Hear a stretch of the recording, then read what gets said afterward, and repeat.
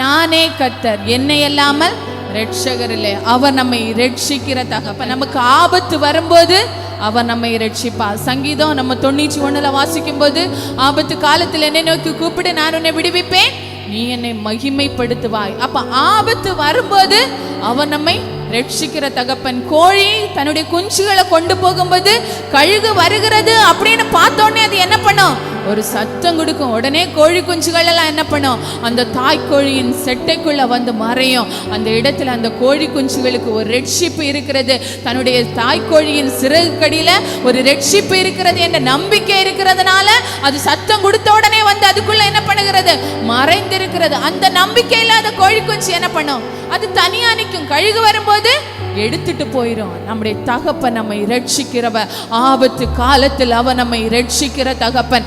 ஆபத்து வரும்போது நம்ம அவரை நோக்கி கூப்பிடணும். நம்ம மனுஷங்களை நோக்கி கூப்பிடுவோம். அநேக நேரங்கள்ல நமக்கு கஷ்டம் வரும்போது, கவலை வரும்போது, வேதனை வரும்போது, நான் இதுக்கு என்ன பண்ணணும், நான் இந்த கஷ்டத்துல இருக்கேன், இதுல இருந்து வெளியே வர்றதுக்கு எனக்கு வழி தெரியல, நான் என்ன பண்ணணும் அப்படின்னு நம்ம என்ன பண்ணுவோம்?